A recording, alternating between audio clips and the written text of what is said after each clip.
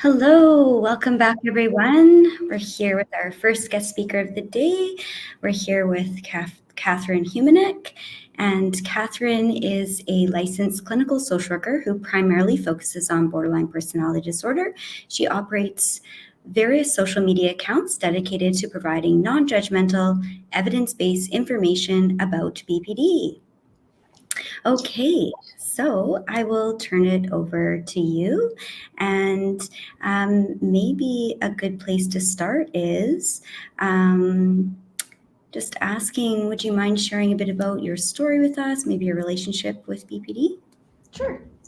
The first thing I'm going to say is just thank you so much for having me, you and Adrian and everybody at BPD BC behind the scenes putting this together.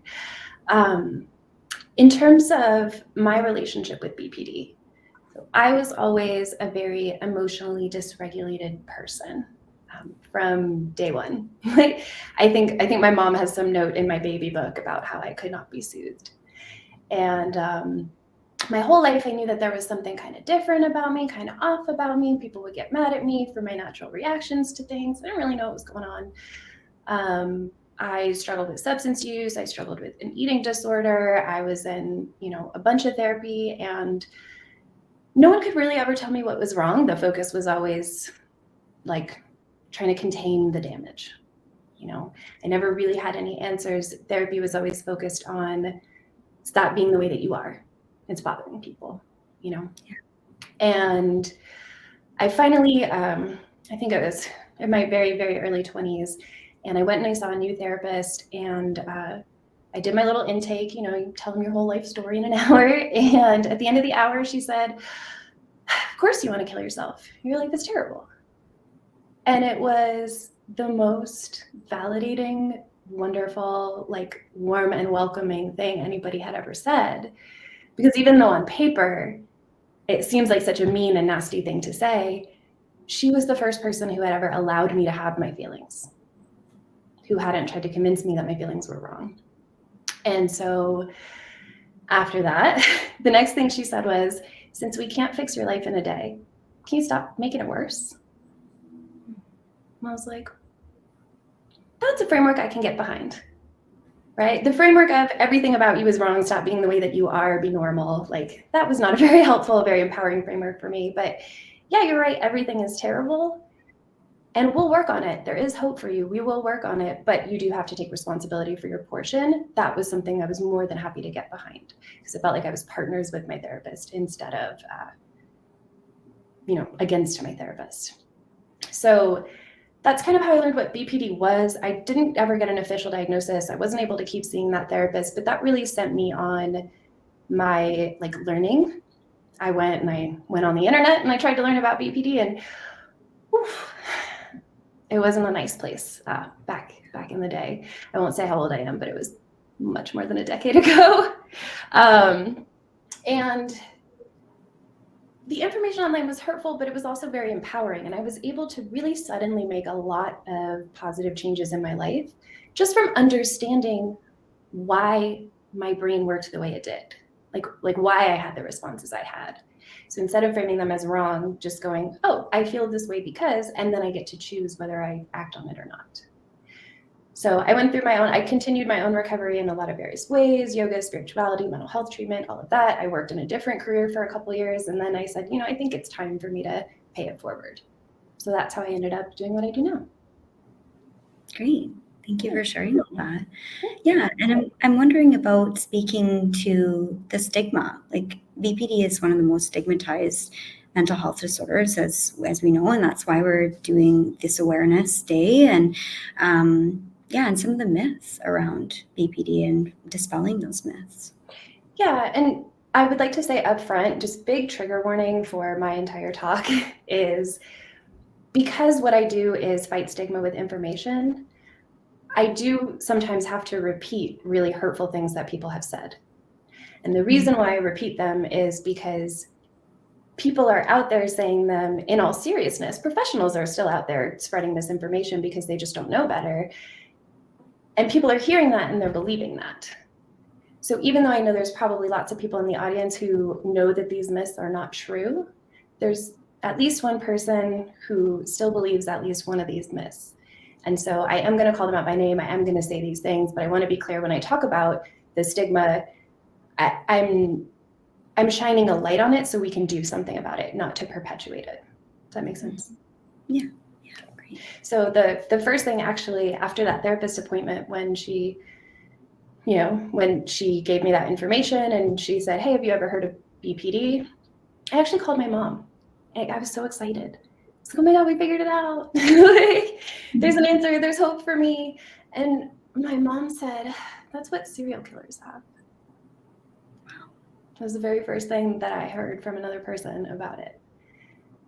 And are there serial killers who have BPD? Yes. Are there serial killers who have lots of other mental illnesses? Yes.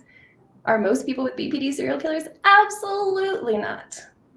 Right? But people say these things because they've heard them from what they feel are reliable sources. And then they repeat them and they repeat them and they repeat them. And the thing is, unless you're up to date on the research, you wouldn't know that it's wrong. Mm-hmm. Right? I always tell people when we're talking about where does the stigma come from, when you think about the way therapists are trained, therapists go to graduate school for at least 2 years, maybe 5, but they are probably not ever going to take a course on borderline personality disorder.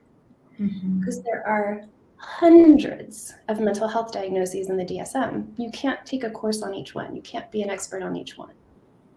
So at the very best, they will have taken a personality disorder course, which will cover everything. And maybe they got a week on BPD, or maybe they got to, write a capstone on BPD. But it's very rare that your average therapist got any specific education on BPD at all.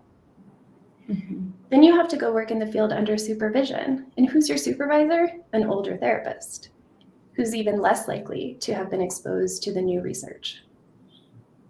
Because when they were in grad school 10 years before you, there really wasn't any evidence-based treatment for BPD. So when they learned that was a fact, according to the information that they had at the time, they don't realize that they're continuing to spread misinformation. So you go to school, you learn nothing about it, you work in the field and you hear nasty things. The first thing actually, at my first day, as a therapist, like my first full-time job after grad school, we were going through my case list and my boss pointed to one particular person and said, oh, she's Axis 2, so we can't do anything for her. Mm-hmm. That was in 2015, and the DSM stopped using the Axis model in 2013, and people were still saying things like that. Still saying there was no hope, still saying Axis 2 when we're not supposed to be using those terms anymore. And again, it's because if you're not up to date on the research and you don't know it's been changing, you're just parroting this old information and bringing it into the present. Yeah. So, and we hear loud about fighting that. Yeah, and I mean, and we hear it a lot too when people come to the support group and are being turned away from services or counselors, and saying that people won't work with them because they have the diagnosis of BPD. Yeah. And so, yeah, it's still very common. Mm-hmm.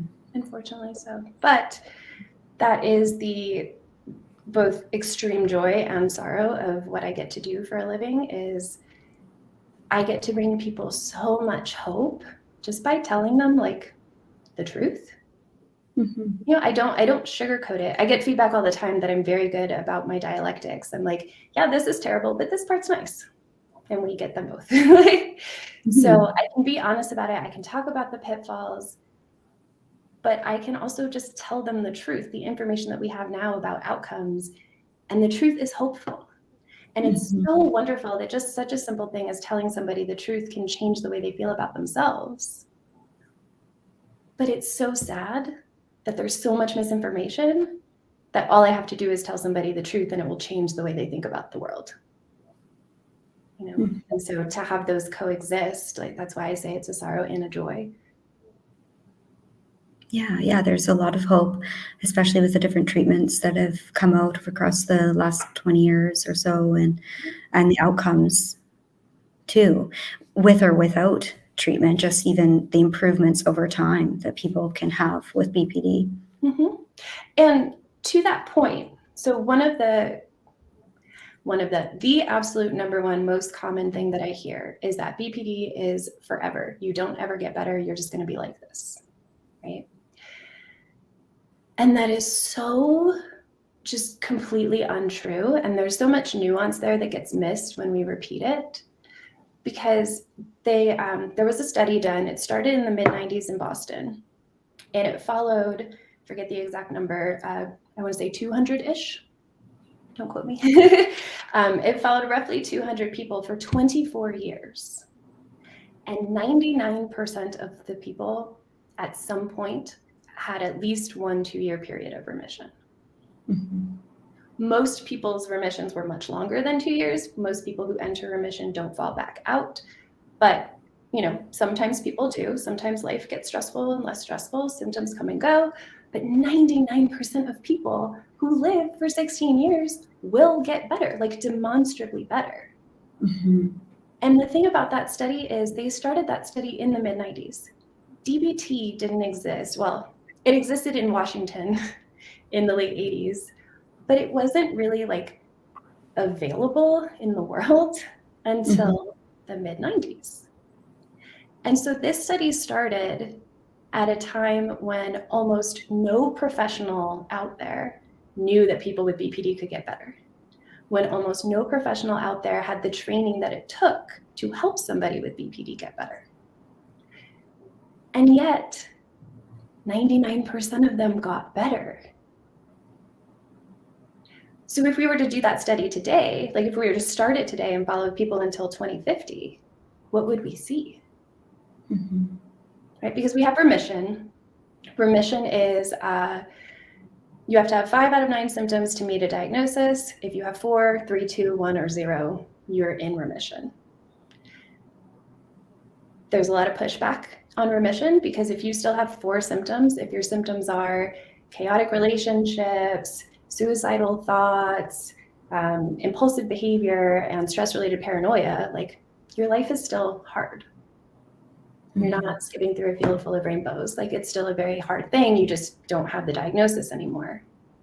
And a lot of times what people will say is, you're asking me to put in so much work to still feel almost as bad as I feel. And I think that's a very, very valid response, right? Because when somebody with BPD comes into treatment, they cannot imagine what it is like to not be tortured by their mind. They can't, just like how everybody without BPD cannot imagine what it's like to live with BPD. Mm-hmm. People with BPD cannot imagine a world where they wake up in the morning and they're like, yeah, you know what, today's going to be all right. I can handle it. And so telling people about remission, it's kind of okay, you might still have those things, but you will have less, and you will be able to look at those symptoms from a perspective of radical acceptance. I don't like this, but it's here, and I can live a good life anyway. Mm-hmm. Whereas until you're in remission, it's very, very hard to be able to accept and commit to living a meaningful life anyway, or a fulfilling life anyway. And what about the term recovery? I know that has been a term that Yeah, so remission is 4 or less. Recovery is 4 or less, and your mental health is no longer significantly impacting your quality of life. So you might still have chronic suicidal ideation, but if you've got a good safety plan, you've got good self-soothing skills, you've got a supportive partner, you've got a job that brings you fulfillment, and then a couple times a year you have to call out of work and stay in bed and just be suicidal, but it'll go away if you can go to sleep, and when you wake up in the morning you'll feel better. That would be recovery. Mm-hmm. So a lot of times I get pushback on that too, and people say, no, recovery should mean no BPD symptoms ever again. That's what recovery should mean. I don't ever want to feel any sadness or anger or impulsivity. I want all my relationships to be perfect, and then I will consider myself recovered. Mm-hmm. And I kind of tease my clients when they say that, because I'm like, okay, but recovering just means that you just get to have regular people problems. Because everybody in the world has experienced at least one BPD symptom at least once, right? Everybody has felt fear of abandonment. Everybody has felt a sense of emptiness. Everybody has acted impulsively. it certainly for the vast majority of people doesn't rise to the level of a clinical diagnosis. But if regular people can go through a breakup, behave erratically, worry about being abandoned, fear that they'll never meet anybody else, and then move through that and get past that, and we don't call that BPD, why would we call that a relapse if somebody with BPD entered recovery and then had normal human emotions after a breakup? Mm-hmm. So again, right, it's not perfect. I'm not saying, oh, everybody with BPD by the time they're 30 feels amazing and wonderful and everything is great. But really, really, recovery is very real. And in that study, which again started way before BPD knowledge was widely available, still about 40% of people entered recovery within 10 years. So again, if we were to start that study today, when we have so much more information available, so many more treatments available, so many more resources available, what would that number look like in 2050? Mm-hmm. Yeah. And there was a couple other myths that you wanted to share. Yeah. So the big one is that people don't get better. And if you forget excuse me, dust.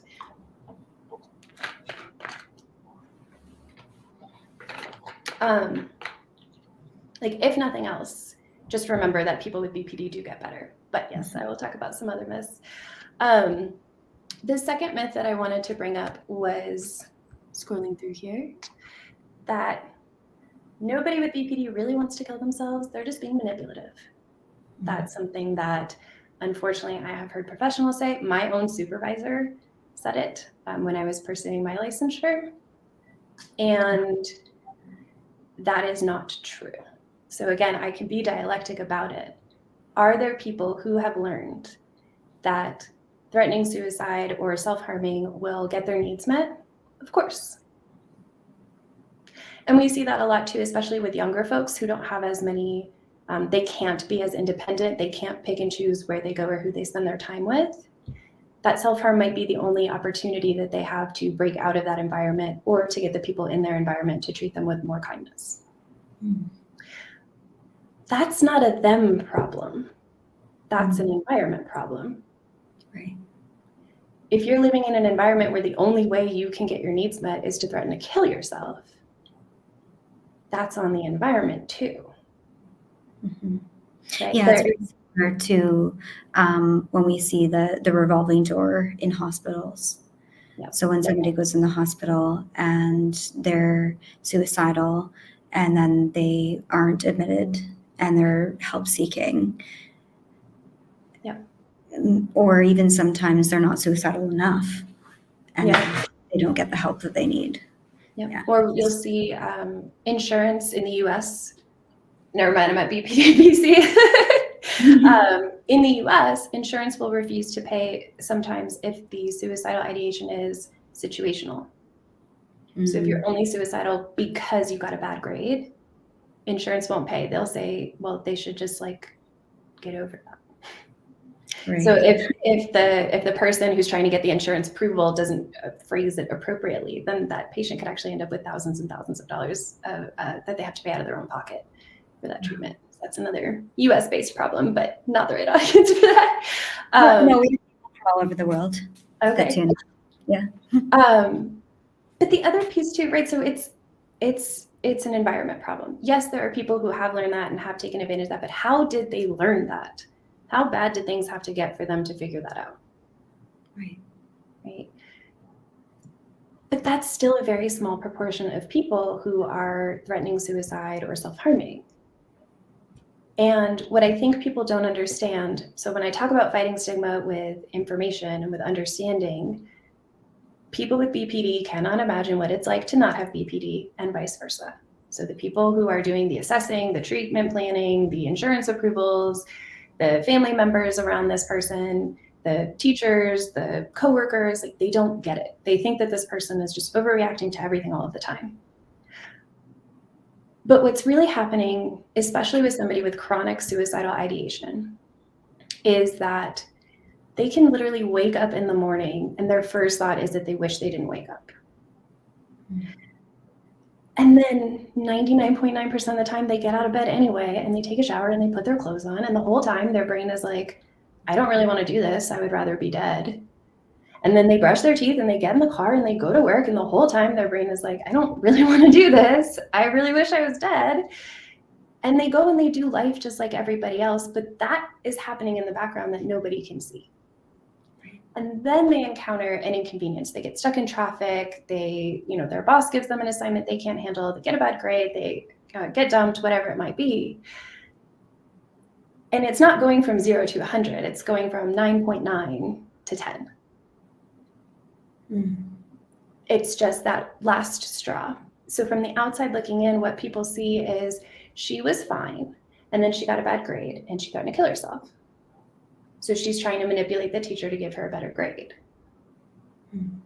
What's really happening is she didn't want to be alive anyway, but she forced herself to write a paper that was really hard.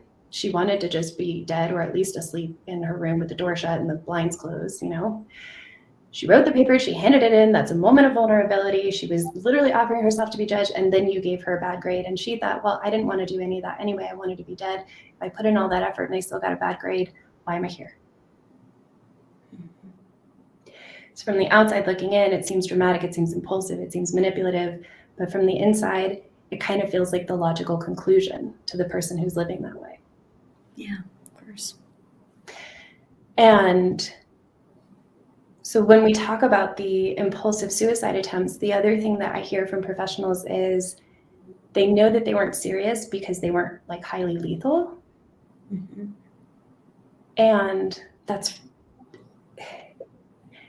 it's because the time from decision to action is so short that there is not enough time for adequate planning. But that doesn't mean the intent to die is not there.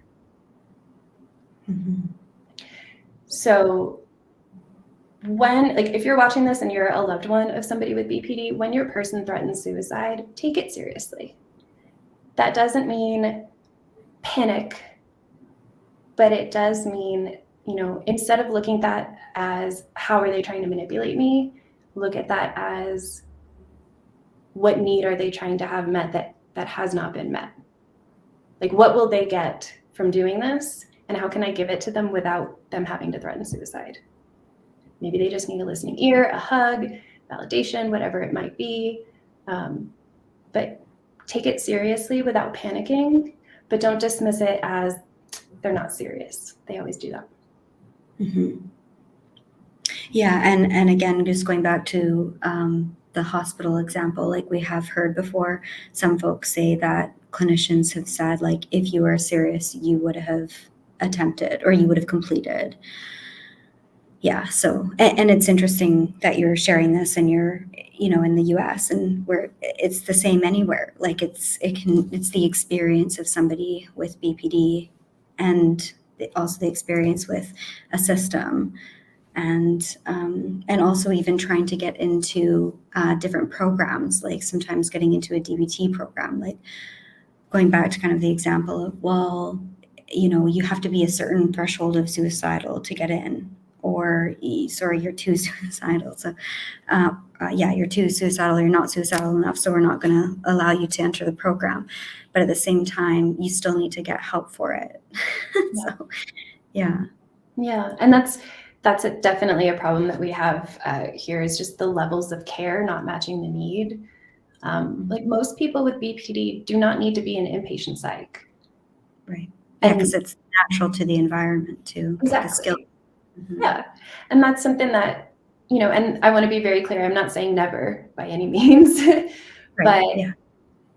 Where people with BPD have their problems is like in the relationships that they have in their quote unquote real life.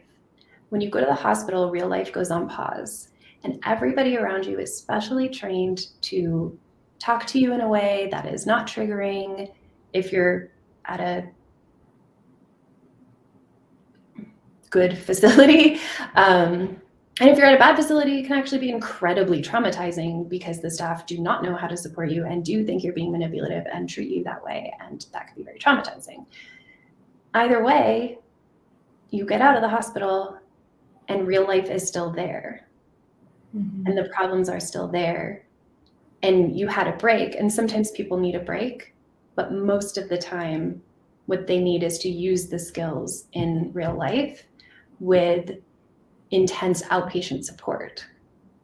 And we have a really difficult situation where people can't flow from level of care to level of care very easily.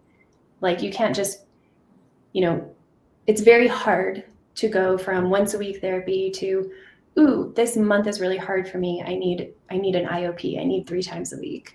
And then, okay, I'm good now. Life is better. I want to go back to regular once a week. It's so hard to go in and out of those levels of care because there's just the mid-levels of care are not widely available. And the mid-levels of care are not just for BPD, they're for everybody. And so BPD can often be an exclusionary criteria. Mm-hmm.